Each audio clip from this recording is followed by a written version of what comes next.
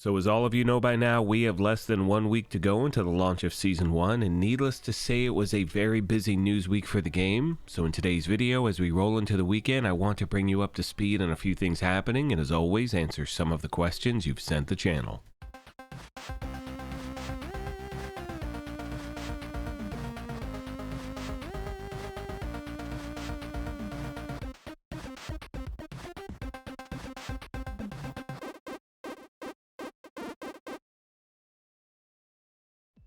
Alright my YouTube family, welcome back to the Gaming Brigade, and today's video, my fellow Descendants, is all about going over the most recent information the game has passed along, as well as your questions and concerns. As always, we're going to jump right into the details, and if you happen to enjoy this, do me a favor really quick and hit that like button. It truly helps the channel out, and if you want to stay up to speed on all things The First Descendant, feel free to hit that subscribe or join button as well. You can see on screen. We did receive a message from the game's producer yesterday, and he said the following. First, I would like to thank all Descendants for enjoying our game. Recently, I've noticed many of you are concerned about our current update schedule for Season 1, and as a result, we've decided to adjust it. To make a long story short, we've decided to move up our update schedule from October 30th to October 10th. The previous schedule was initially planned to provide consistent updates every month before each content release. However, I have to admit that I've failed to fully meet your expectations. So rather than splitting into 3 partial updates, Season 1 will be divided into 2 updates, one on August 29th and one on October 10th. Along with the above change, we have also begun examining the update methods for upcoming seasons in the future. In order to do so, our previous 3rd update for Season 1 will be merged to the 2nd update, which as mentioned above will take place on October 10th.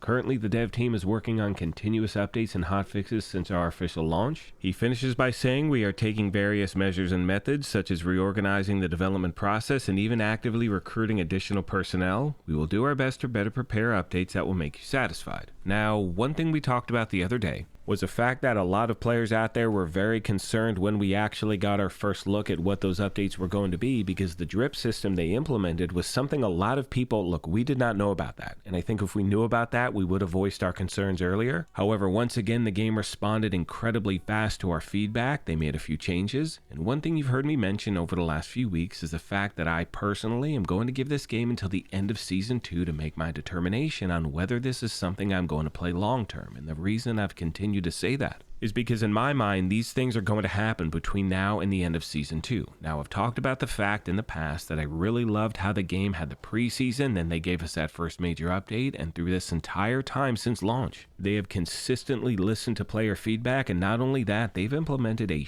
ton of bug fixes and hot fixes, a lot of different things as well. And the reason I say until the end of Season 2 is because at that point, the game will have been live for 8 months, and that is more than enough time for them to really get a feel for what players are looking for in regard to the season. Like I said before, I expect these growing pains as we move forward. But in my opinion, if the game continues to listen to the community in regard to what we actually want to see implemented into the game, I think the future looks good. Let me know your thoughts, my friends. And for those of you out there who have not seen the updated seasonal timeline, you can see Week 1 starts next Friday, August 29th. At that point, we're going to get a new Invasion Dungeon, new Descendant Haley, Inversion Reinforcements, Season 1 Battle Pass, and more. And then on October 10th, that is the Week 7 update, we have the Void Intercept Battle, Ultimate Weapon, External Components, Descendants Exclusive Spawn, Ultimate Freyna, Hard Mode Infiltration, Modification Modules, Ultimate Modules, and more details as well, including a new vendor. Now at this point, in regard to the vendor, we do not have too much information. And of course, once the game passes along any new details, I will bring those to you right away. Finally, my friends, we're going to talk about a concern that a lot of you have brought to my attention, and it has to do with invasions, and the reason for that is due to the style of gameplay that is required. So you can see at the bottom it says how to prevail. You must face these challenges alone, navigating unique routes, puzzles, and strategies that differ from the standard dungeons. The goal is to thwart the invasion as quickly as possible, which basically means you're going to need to play this thing solo, and not only that, you must have a speedrun build at your disposal. The reason for that is because obviously if you're doing this, you want to maximize your gameplay, get as many rewards as possible.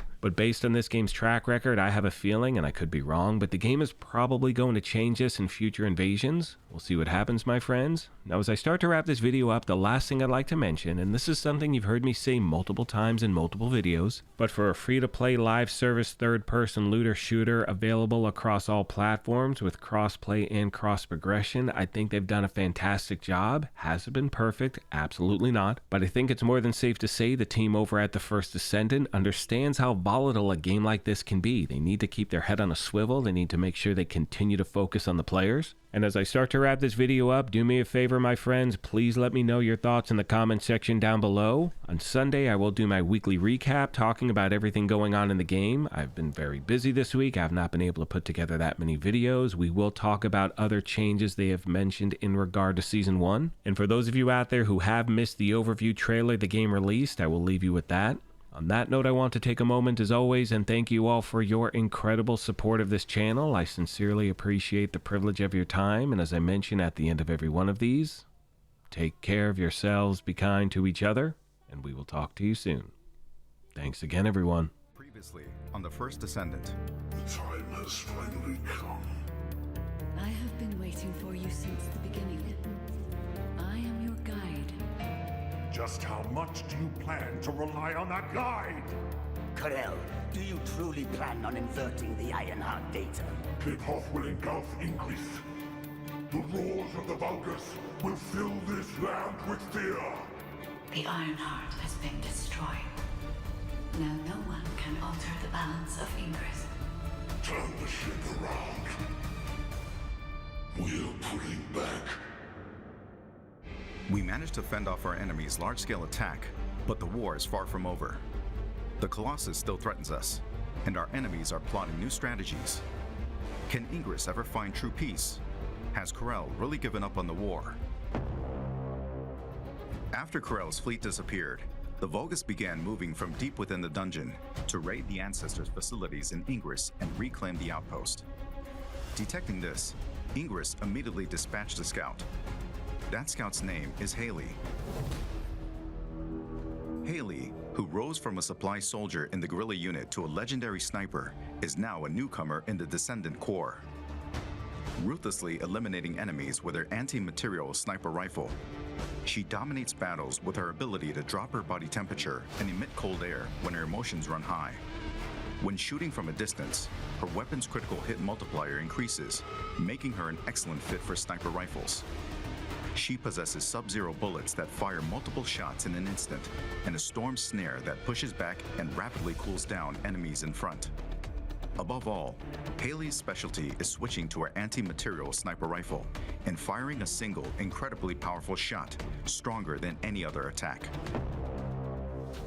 In Season 1, the Vulgus launches a new strategy, the Invasion.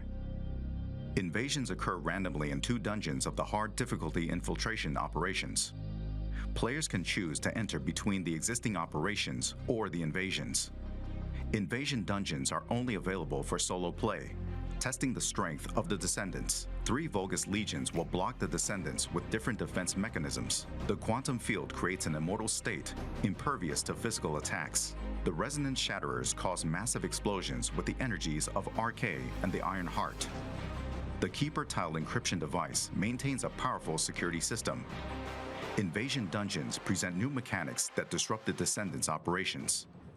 Solve these enemies' mechanisms and swiftly eliminate them. Invasion dungeons are designed for speed runs, and the faster you clear them, the greater the rewards that await. After coming in contact with the Iron Heart, Descendants experience an RK resonance phenomenon. This resonance grants the Descendants new powers. It's the season growth inversion reinforcement. Inversion reinforcement is a new growth system that resets at the start of each season.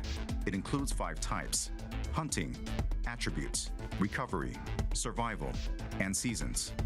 Through the inversion reinforcement, Descendants gain beneficial effects for progressing through seasonal content, and can also obtain effects that compensate for their weakness. Each season, we plan to tailor and replace the inversion reinforcement effects, providing effects that perfectly fit the seasonal content. In addition to a new Descendant, a new Ultimate Descendant will be introduced in Season 1. Ultimate Freyna, who has evolved RK's toxicity into a more powerful weapon, will make her debut. In Season 1, you can discover Freyna's exclusive story and uncover the tale behind the name of her skill, Room Zero Trauma. Excava is an assault rifle with powerful versatility. It can be obtained through the Battle Pass and is also available as a free reward. Excava charges voltage when attacking enemies and has a unique effect of firing the charged voltage as an energy grenade. It is a versatile weapon that combines the inherent versatility of an assault rifle with a powerful shot. Frost Watcher is a scout rifle that can be farmed through the Season 1 content. When hitting enemies from long range, it reduces chill resistance and enhances the damage of one's chill skills, making it a perfect fit for Viessa and Haley. If you've prepared a new Descendant, ultimate weapon, and inversion growth, it is now time to face the most powerful Colossus, Deathstalker. Deathstalker lurks in the darkness of the void, targeting the life of Descendants. It is stronger than any Colossus encountered so far. To protect Albion from the threat of Deathstalker, we must once again venture into the void, unravel the mysteries within the darkness, and intercept Deathstalker. The First Descendant's first season begins on August 29th with Haley, a new Descendant, Ultimate Freyna, and the new Ultimate Weapons. New episodes, dungeon content, and void intercept battles await you in Albion, Descendants. The First Descendant, Season 1 Invasion. Play for free.